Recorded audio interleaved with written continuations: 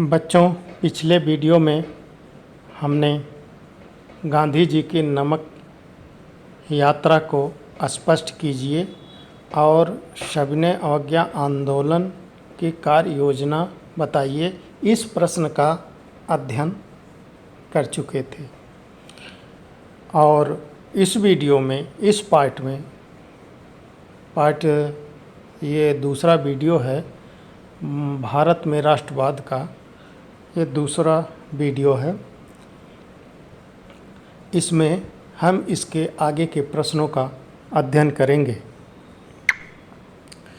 तो अगला प्रश्न है, सविनय अवज्ञा आंदोलन में मुस्लिम लीग की भूमिका की विवेचना कीजिए। तो सविनय अवज्ञा आंदोलन के समय मुसलमानों का एक बड़ा वर्ग कांग्रेस के साथ किसी संयुक्त संघर्ष के लिए तैयार नहीं था, क्योंकि उन्हें भय था कि यदि भारत में बहुसंख्यक हिंदुओं का प्रभुत्व स्थापित हो गया तो अल्पसंख्यकों की संस्कृति और पहचान नष्ट हो जाएगी।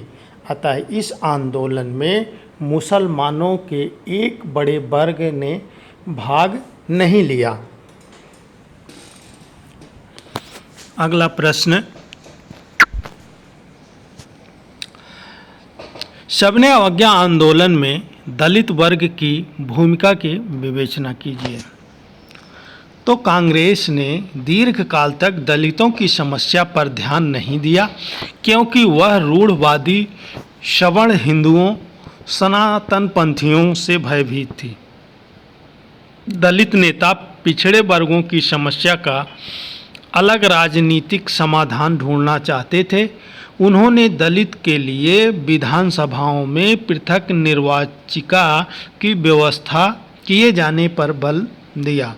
उनका कहना था कि उनका समाज पिछड़ापन केवल राजनीतिक सशक्तिकरण से ही दूर हो सकता है। इसलिए सविनय अवज्ञा आंदोलन में दलितों की हिस्सेदारी काफ़ी सीमित थी।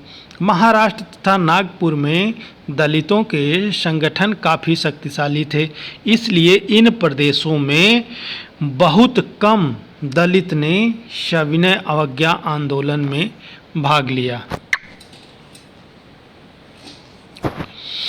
अंग्रेज सरकार ने रॉलर एक्ट के विरुद्ध सत्याग्रह के विरोध में क्या क्या कदम उठाए। तो अंग्रेज सरकार ने रॉलर एक्ट के विरुद्ध सत्याग्रह के विरोध में उग्र कदम उठाए। जैसे नंबर 1, रैलियों एवं जुलूसों पर रोक लगा दी गई कि कोई रैली या कोई विरोध प्रदर्शन या जुलूस नहीं निकाला जा सकता। नंबर 2, अमृतसर के स्थानीय नेताओं का विरोध किया गया। नंबर 3, दिल्ली में महात्मा गांधी के प्रवेश पर रोक लगा दी गई।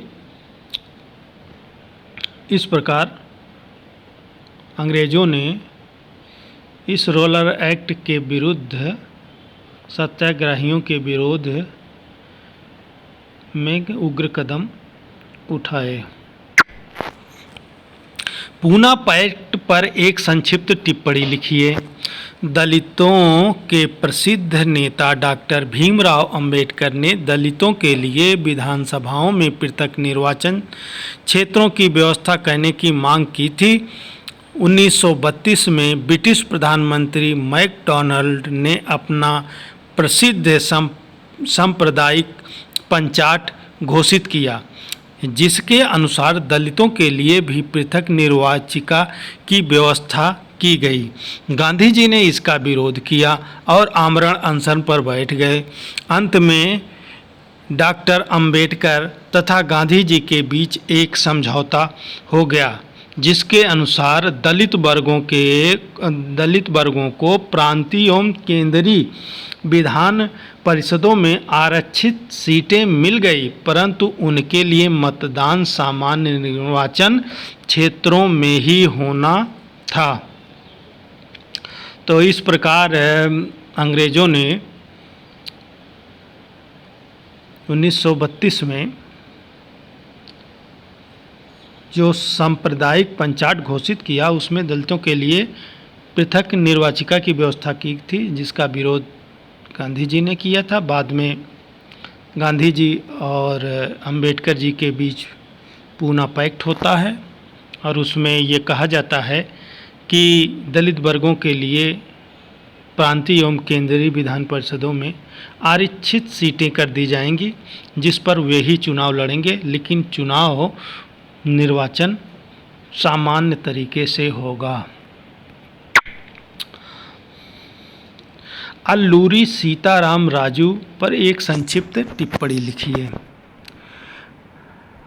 अल्लूरी सीताराम राजू आंध्र प्रदेश के गूडेम पहाड़ियों में रहने वाले आदिवासी किसानों का नेता था। उन्होंने लोगों को खादी पहनने तथा शराब छोड़ने के लिए प्रेरित किया, लेकिन उनकी मान्यता थी कि भारत अहिंसा के बल पर नहीं बल्कि केवल बल प्रयोग के द्वारा ही स्वतंत्रता हो सकती है। 1924 में राजू को फांसी दे दी गई थी। गांधी इरविन समझौते पर कब हस्ताक्षर हुए? इस समझौते की प्रमुख बातें क्या थी?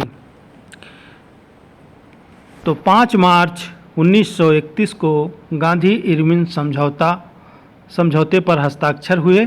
इसके तहत गांधी जी दूसरे गोलमेज सम्मेलन में भाग लेने पर सहमत हो गए और ब्रिटिश सरकार भारतीय राजनीतिक कैदियों को रिहा करने पर सहमत हो गई। सविनय अवज्ञा आंदोलन के विभिन्न वर्गों और समूहों ने क्यों हिस्सा लिया? यानी सविनय अवज्ञा आंदोलन में विभिन्न वर्गों और समूहों द्वारा हिस्सा लेना। सविनय अवज्ञा आंदोलन में विभिन्न वर्गों और समूहों ने हिस्सा लिया। उनके सविनय अवज्ञा आंदोलन में भाग लेने के निम्नलिखित कारण थे। नंबर 1, संपन्न किसान के भाग लेने का कारण। अब संपन्न किसान क्यों भाग लिया, इसका क्या कारण था? धनी किसानों के लिए स्वराज का अर्थ था भारी लगान के विरुद्ध लड़ाई। दूसरा, गरीब किसान और सविनय अवज्ञा आंदोलन। तो गरीब किसानों के लिए स्वराज का अर्थ था कि उनके पास ज़मीनें होंगी, उन्हें ज़मीन का किराया नहीं देना पड़ेगा और बेगार भी नहीं करनी पड़ेगी। नंबर 3, व्यवसायी वर्ग और सविनय अवज्ञा आंदोलन। अधिकांश व्यवसायी स्वराज को एक ऐसे युग के रूप में देखते थे जहां व्यापार पर औपनिवेशिक पाबंदियां नहीं होंगी तथा व्यापार व उद्योग बिना किसी रुकावट के प्रगति कर सकेंगे। नंबर 4, औद्योगिक श्रमिक वर्ग। औद्योगिक श्रमिक सविनय अवज्ञा आंदोलन को उच्च वेतन एवं अच्छी कार्य स्थितियों के रूप में देखते थे, क्योंकि उनमें कम वेतन दिए जाने तथा असंतोषजनक कार्य स्थितियों के कारण असंतोष व्याप्त था। नंबर 5, महिला और सविनय अवज्ञा आंदोलन। महिलाएं सविनय अवज्ञा आंदोलन में इसलिए शामिल हुई क्योंकि उनके लिए स्वराज्य का अर्थ था भारतीय समाज में पुरुषों के साथ बराबरी एवं स्तरीय जीवन की प्राप्ति होना। तो इस तरह आप देखेंगे कि हर वर्ग को अपना अपना लक्ष्य सविनय अवज्ञा आंदोलन में दिखाई दिया और वो अपने अपने लक्ष्यों की पूर्ति के लिए सविनय अवज्ञा आंदोलन से जुड़ गए। उपनिवेशों में राष्ट्रवाद के उदय की प्रक्रिया उपनिवेशवाद विरोधी आंदोलन से जुड़ी हुई क्यों थी? यानी उपनिवेशों में राष्ट्रवाद के उदय की प्रक्रिया उपनिवेशवाद विरोधी आंदोलन से जुड़ी हुई क्यों थी? तो उपनिवेशों में राष्ट्रवाद के उदय की प्रक्रिया उपनिवेशवाद विरोधी आंदोलन से जुड़ी हुई थी। औपनिवेशिक शासकों के विरुद्ध संघर्ष के दौरान लोग आपसी एकता को समझाने लगे थे। उन्होंने उत्पीड़न और दमन का मिलजुल कर मुकाबला किया। इसने विभिन्न समूहों के लोगों को एकता के सूत्र में बांध दिया। उन्होंने महसूस किया था कि औपनिवेशिक शासन को समाप्त किए बिना उनके कष्टों का अंत नहीं होगा। इस विचार ने भी राष्ट्रवाद की भावना को बढ़ावा दिया। पहले विश्व युद्ध ने भारत में राष्ट्रीय आंदोलन के विकास में किस प्रकार योगदान दिया?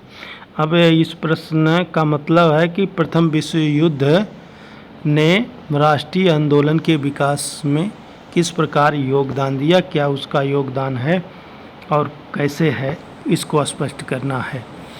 भारत में राष्ट्रीय आंदोलन के विकास में प्रथम विश्व युद्ध के योगदान का वर्णन निम्नलिखित बिंदुओं के अंतर्गत किया जा सकता है। नंबर 1, करों में वृद्धि। प्रथम विश्व युद्ध के कारण रक्षा व्ययों में अत्यधिक वृद्धि हुई। इस खर्चे की पूर्ति के लिए सरकार ने करों में वृद्धि कर दी, सीमा शुल्क भी बढ़ा दिया तथा आयकर नामक नया कर भी लगा दिया गया। इससे भारतीयों में घोर असंतोष उत्पन्न हुआ, जिसने राष्ट्रवाद को बढ़ावा दिया। कहने का मतलब प्रथम विश्व युद्ध के कारण ब्रिटिश सरकार को रक्षा व्यय अधिक करना पड़ा और उस व्यय की पूर्ति के लिए उसने करों में वृद्धि कर दी, जिसमें सीमा शुल्क आदि कर थे। सीमा शुल्क या कृषि पर जो भी टैक्स लगते थे वो, और एक नया आयकर लगा दिया गया, जिससे भारतीयों में असंतोष उत्पन्न हो गया। नंबर 2, मूल्यों में वृद्धि। प्रथम विश्व युद्ध के दौरान कीमतें लगभग दोगुनी हो चुकी थीं। बढ़ते हुए मूल्य के कारण जनसाधारण की कठिनाइयां बढ़ गई और उन्हें जीवन निर्वाह करना भी कठिन हो रहा था। सैनिकों की जबरन भर्ती। प्रथम विश्व युद्ध में गांवों ने भारतीय नवयुवकों को सेना में जबरदस्ती भर्ती किया गया। इससे ग्रामीण क्षेत्रों में आक्रोश व्याप्त था। दुर्भिक्ष। नंबर 4, दुर्भिक्ष और महामारी का प्रकोप।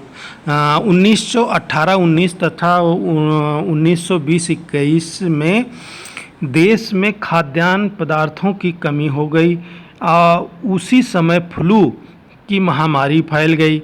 दुर्भिक्ष तथा महामारी के कारण 120 से 130 लाख भारतीय मौत के मुंह में चले गए। जनता की आकांक्षाएं पूरी न होना। नंबर 5 है, जनता की आकांक्षाएं पूरी न होना। भारतीयों को आशा थी कि प्रथम विश्व युद्ध की समाप्ति के पश्चात उनके कष्टों और कठिनाइयों का अंत हो जाएगा, परंतु उनकी आकांक्षाएं पूरी नहीं हुई। इस कारण भी भारतीयों में घोर असंतोष व्याप्त था। इसने भी राष्ट्रवाद के विकास में योगदान दिया।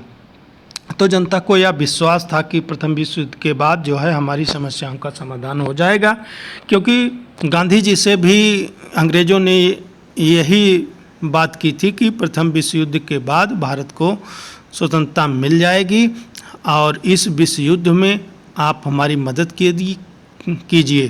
तो गांधी जी ने भी प्रथम विश्व युद्ध में अंग्रेज़ों की मदद की थी और भारतीय नौजवानों को सेना में भर्ती होने के लिए प्रोत्साहित किया था।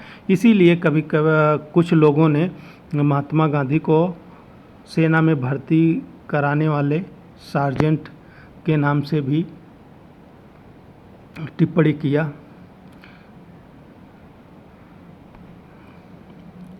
महात्मा गांधी को भी अंग्रेज़ों के सेना में भर्ती कराने वाले सार्जेंट कहने लगे थे। तो उनको भी ये विश्वास था कि विश्व युद्ध के बाद जो है अंग्रेज़ भारत को स्वतंत्र कर देंगे। उसी तरह उन्होंने जनता में भी यही चीज़ बताया कि प्रथम विश्व युद्ध में अंग्रेज़ों की मदद की जाए और विश्व युद्ध के बाद हमारी बातें मान ली जाएंगी, और ये जनता भी मान ली थी, परंतु ऐसा हुआ नहीं। प्रथम विश्व युद्ध के बाद वो अपने वादे से अंग्रेज मुकर गए। गांधी जी ने असहयोग आंदोलन को वापस लेने का फैसला क्यों किया? जब असहयोग आंदोलन अपनी चरम सीमा पर था, उसी समय 5 फरवरी 1922 को गोरखपुर स्थित चौरी चौरा नामक स्थान पर सत्याग्रहियों और पुलिस के बीच हिंसक टकराव हो गया। भीड़ ने एक पुलिस थाने में आग लगा दी, जिससे एक थानेदार और 21 सिपाही जीवित जलकर मर गए। गांधी जी ने इस घटना से दुखी होकर के 12 फरवरी 1922 को असहयोग आंदोलन वापस ले लिया।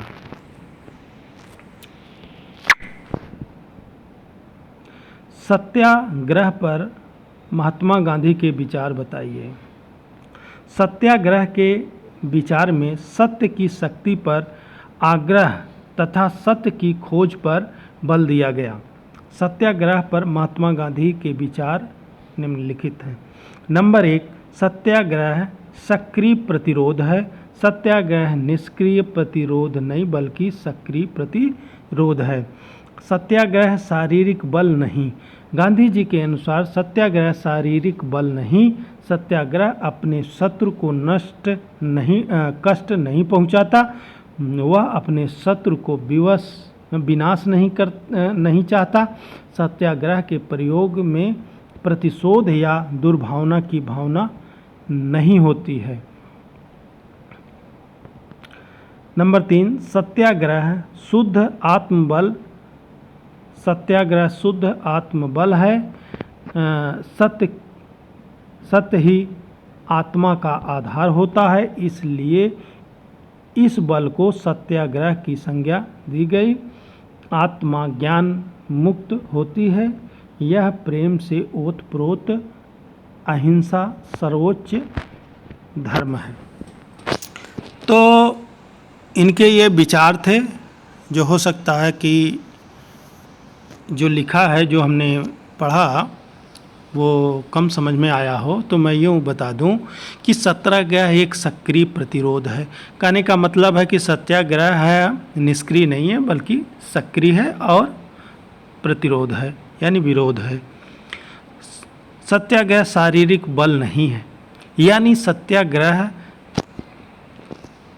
शारीरिक बल नहीं है, यानी शरीर की ताकत नहीं है, न ताकत दिखानी है। सत्याग्रह क्या है?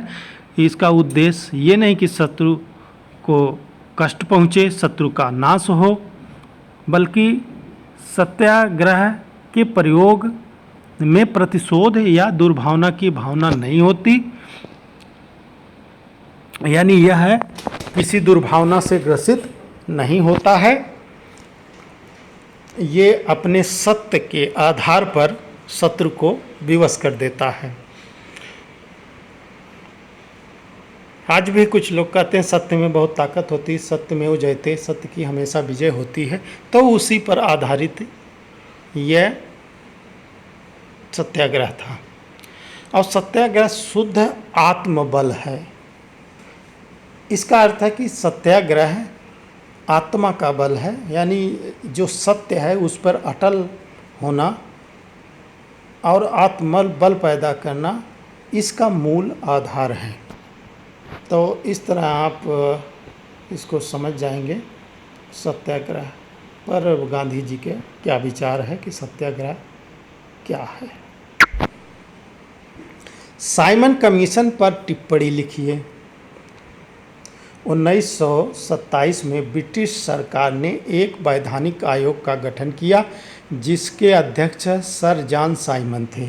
इस आयोग को भारत में संवैधानिक व्यवस्थाओं की कार्यशैली का अध्ययन करना था इसका कार्य, और इसके बारे में अपनी सिफारिशें प्रस्तुत करनी थी। इस आयोग में 7 सदस्य थे और सभी अंग्रेज थे।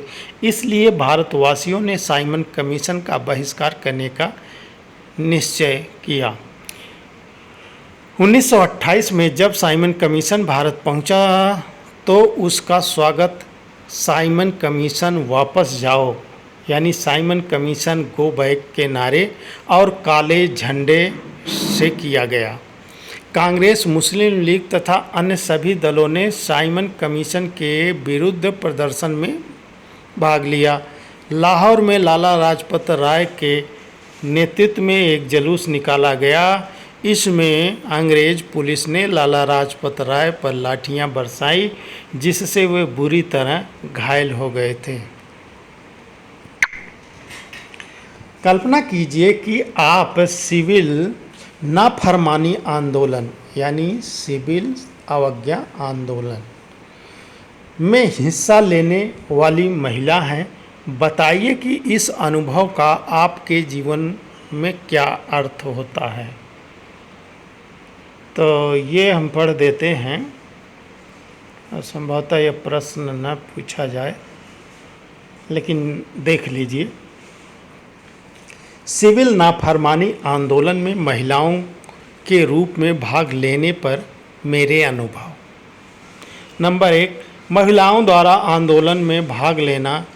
गांधी जी के इस सत्याग्रह आंदोलन में बड़ी संख्या में स्त्रियां उनकी बातें सुनने के लिए अपने घर से बाहर आ जाती थी।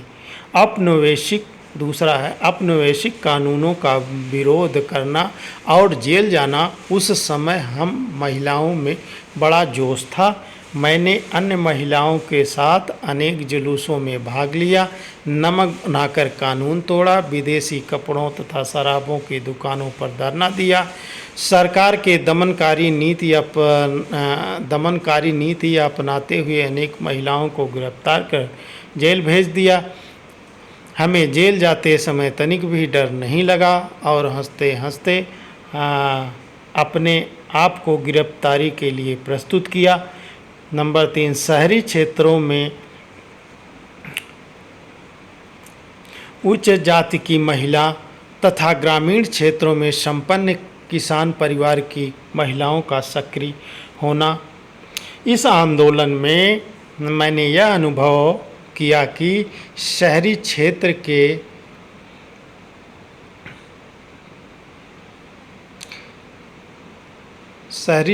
के महिलाएं, अधिकतर उच्च जाति की महिलाएं आंदोलन में सक्रिय थी, जबकि ग्रामीण क्षेत्रों में संपन्न किसान परिवारों की महिलाएं सक्रिय रूप से आंदोलन में भाग ले रही थी।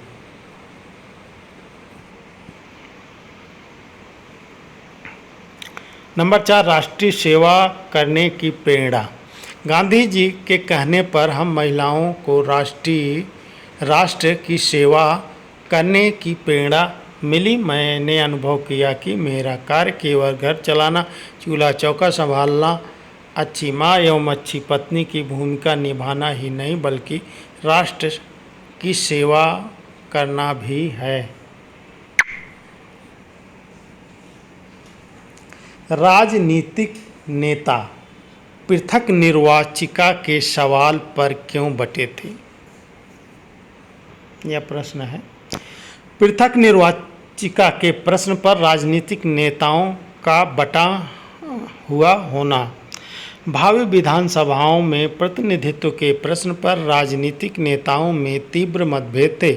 मुस्लिम नेता तथा पिछड़े हुए वर्गों के नेता पृथक निर्वाचिका के समर्थक थे, परंतु हिंदू महासभा कांग्रेस के नेता पृथक निर्वाचिका के विरुद्ध थे।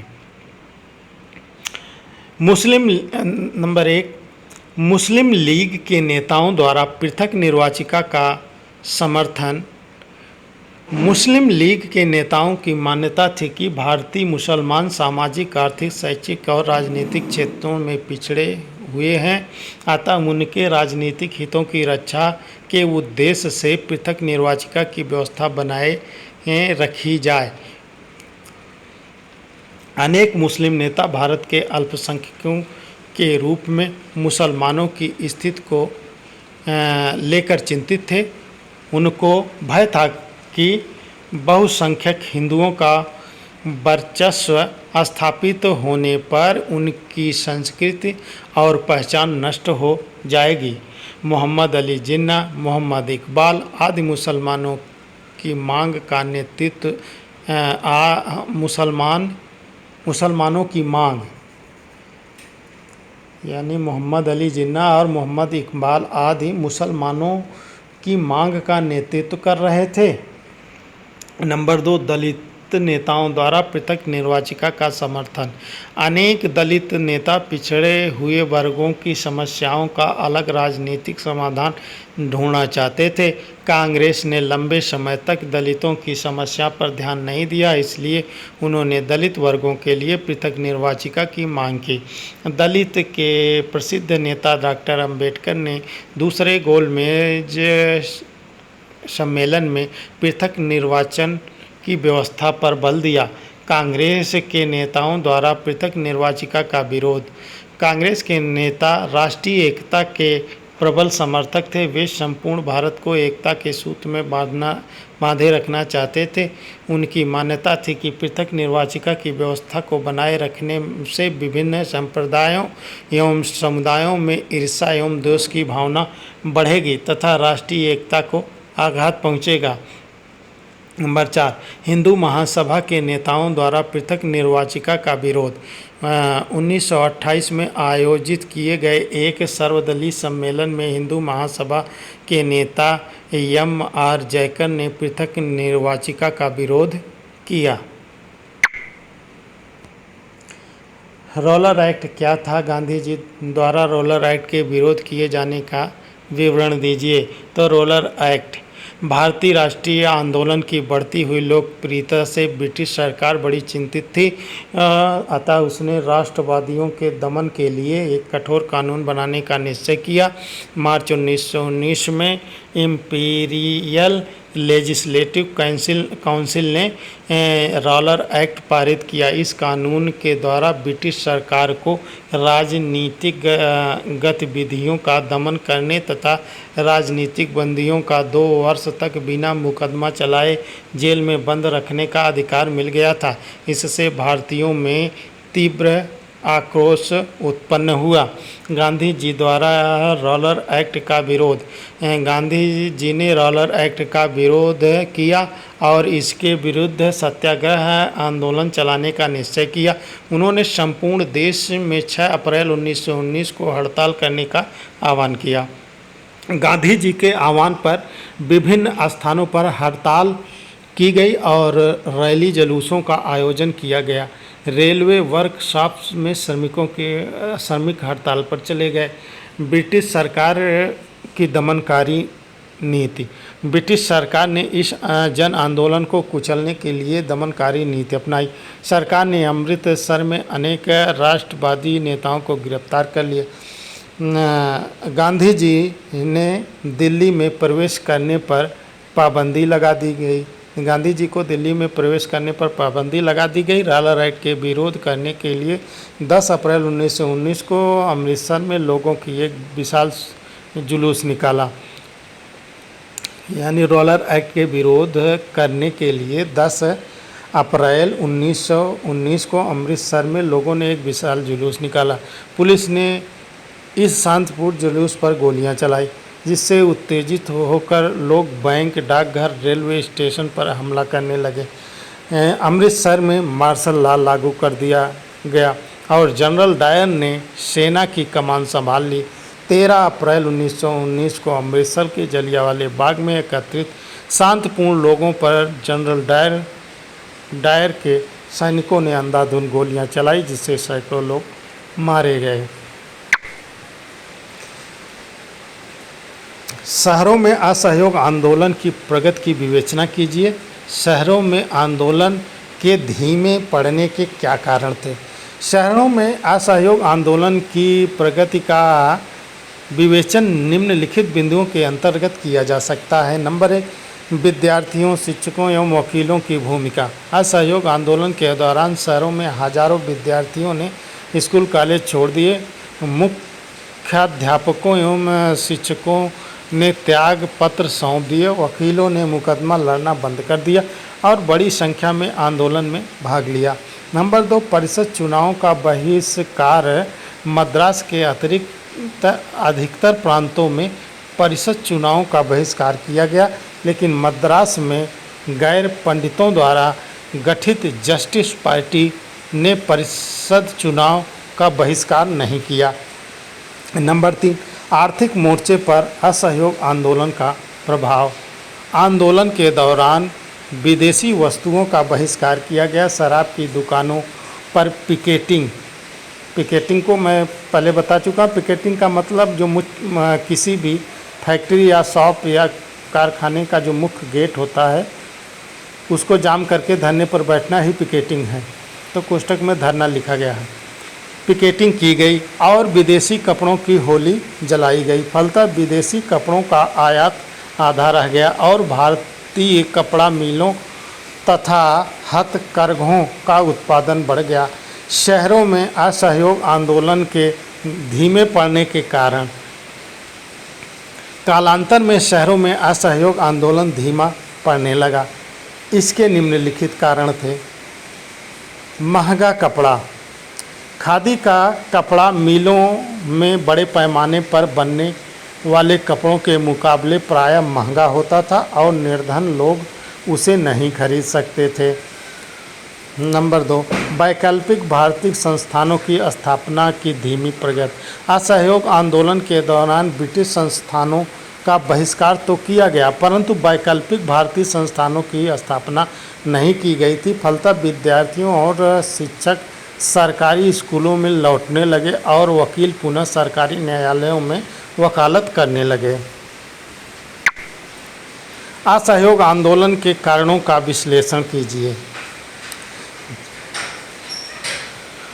तो इसका उत्तर है जनवरी 1921 में गांधी जी के नेतृत्व में असहयोग आंदोलन शुरू हुआ। इस आंदोलन के निम्नलिखित कारण थे। नंबर 1, करों में वृद्धि। प्रथम विश्व युद्ध के कारण रक्षा व्ययों की आपूर्ति के लिए ब्रिटिश सरकार ने करों की वृद्धि एवं सीमा शुल्क को बढ़ा दिया। आयकर नामक कर शुरू कर दिया, जिससे भारतीयों में तीव्र आक्रोश उत्पन्न हुआ। नंबर 2, मूल्यों में वृद्धि। प्रथम विश्व युद्ध के दौरान मूल्यों में अत्यधिक वृद्धि हुई, जिसके परिणाम स्वरूप जनसाधारण का जीवन निर्वाह करना बहुत कठिन हो गया था। नंबर 3, गाँवों में सैनिकों की जबरन भर्ती। प्रथम विश्व युद्ध के दौरान गाँवों में सैनिकों को जबरदस्ती भर्ती किया गया, जिसके कारण ग्रामीण क्षेत्रों के लोगों में तीव्र आक्रोश व्याप्त हो गया। गांधी जी को निराशा। प्रथम विश्व युद्ध में गांधी जी ने अंग्रेज़ों को आर्थिक और सैनिक सहायता इस आशा से की थी कि ब्रिटिश सरकार भारतीयों को स्वराज्य प्रदान करेगी, परंतु विश्व युद्ध समाप्ति के बाद ब्रिटिश सरकार की ओर से स्वराज प्रदान किए जाने की बारे में कोई कदम नहीं उठाया गया। रॉयल एक्ट 1919 में ब्रिटिश सरकार ने रॉयल एक्ट पारित कर दिया। इस अन्यायपूर्ण कानून से भारतीयों में तीव्र आक्रोश उत्पन्न हुआ। जलियांवाला बाग हत्याकांड। अमृतसर में जलियांवाला बाग हत्याकांड ने असहयोग आंदोलन को जन आंदोलन में बदल दिया। नंबर 7 है सरकार की दमनकारी नीति। जलियांवाला बाग हत्याकांड के बाद ब्रिटिश सरकार ने दमनकारी नीति अपनाई और पंजाब के लोगों पर भीषण अत्याचार किए। नंबर 8 है खिलाफत आंदोलन। गांधी जी ने खिलाफत आंदोलन का समर्थन किया। खिलाफत आंदोलन से असहयोग आंदोलन को बढ़ावा मिला। सविनय अवज्ञा आंदोलन के क्या कारण थे? 1930 में गांधी जी के नेतृत्व में सविनय अवज्ञा आंदोलन शुरू हुआ, जिसके निम्नलिखित कारण थे। नंबर 1, विश्वव्यापी आर्थिक मंदी। 1930 की विश्वव्यापी आर्थिक मंदी के कारण भारत की आर्थिक स्थिति अत्यंत शोचनीय थी। किसानों तथा ग्रामीण क्षेत्रों में महंगाई, बेरोजगारी तथा गरीबी बहुत बढ़ गई थी। Number 2, Simon commission. Simon commission ने जो रिपोर्टें दी उससे भारतवासियों को बड़ी निराशा हुई। नंबर 3, लॉर्ड इरविन की घोषणा। भारतीयों के विरोध को शांत करने के लिए वायसराय लॉर्ड इरविन ने अक्टूबर 1929 में भारत को एक औपनिवेशिक राज्य की अस्पष्ट घोषणा की। उन्होंने केवल यह बताया कि भावी संविधान के बारे में चर्चा करने के लिए गोलमेज सम्मेलन आयोजित किया जाएगा। इस प्रस्ताव से कांग्रेस नेता संतुष्ट नहीं थे। नंबर 4, पूर्ण स्वराज की मांग। 31 दिसंबर 1929 को कांग्रेस अधिवेशन में पूर्ण स्वराज का प्रस्ताव पास किया गया। इस अधिवेशन ने कांग्रेस को उचित अवसर पर सविनय अवज्ञा आंदोलन प्रारंभ करने का अधिकार दे दिया। नंबर 5, नेहरू रिपोर्ट को अस्वीकार करना। कांग्रेस ने ब्रिटिश सरकार की चुनौतियों को स्वीकार करते हुए भारत के संविधान का प्रारूप तैयार करने के लिए 10 अगस्त 1928 को जो नेहरू रिपोर्ट प्रस्तुत की, ब्रिटिश सरकार ने उसे अस्वीकार कर दिया। नंबर 6, गांधी जी की मांगों को अस्वीकार करना। 31 जनवरी 1930 को गांधी जी ने वायसराय लॉर्ड इरविन को एक पत्र लिखा। इस पत्र में गांधी जी ने यह चेतावनी दी थी कि 11 मार्च 1930 तक उनकी मांगें नहीं मानी गई तो कांग्रेस सविनय अवज्ञा आंदोलन शुरू कर देगी। जब वायसराय ने गांधी जी की बात नहीं मानी तो उन्होंने सविनय अवज्ञा आंदोलन करने का निश्चय लिया।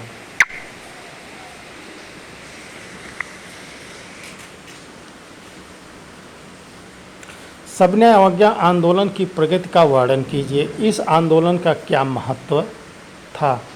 सविनय अवज्ञा आंदोलन की प्रगति। नंबर 1, दांडी यात्रा। सविनय अवज्ञा आंदोलन गांधी जी की दांडी यात्रा से शुरू हुआ। 12 मार्च 1930 को गांधी जी ने अपने 78 विश्वस्त कार्यकर्ताओं के साथ साबरमती आश्रम से दांडी नामक स्थान की ओर प्रस्थान किया। उन्होंने 240 किलोमीटर की यात्रा पैदल चलकर 24 दिन में तय किया। 6 अप्रैल को गांधी जी दांडी पहुंचे और उन्होंने समुद्र का पानी उबालकर नमक बनाना शुरू कर दिया। इस प्रकार उन्होंने नमक कानून का उल्लंघन किया। दूसरा है सविनय अवज्ञा आंदोलन की प्रगति।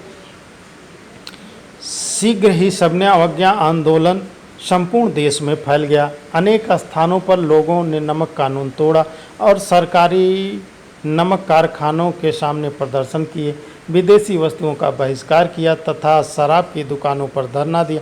किसानों ने लगान और चौकीदारी कर चुकाने से इनकार कर दिया। गांव में नियुक्त सरकारी कर्मचारियों ने त्यागपत्र दे दिए। जंगल में रहने वाले लोगों ने वन कानूनों का उल्लंघन करते हुए आरक्षित वनों में लकड़ियां बीनना तथा पशुओं को चराना शुरू कर दिया। नंबर 3, ब्रिटिश सरकार की दमनकारी नीति। ब्रिटिश सरकार ने सविनय अवज्ञा आंदोलन को कुचलने के लिए दमनकारी नीति अपनाई। इससे लोगों में तीव्र आक्रोश उत्पन्न हुआ। गांधी जी को गिरफ्तार कर लिया गया।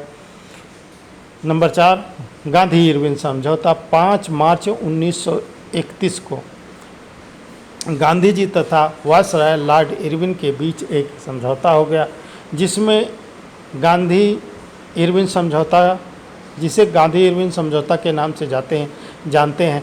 इस समझौते के अनुसार गांधी जी लंदन में होने वाले द्वितीय गोलमेज सम्मेलन में भाग लेने के लिए सहमत हो गए।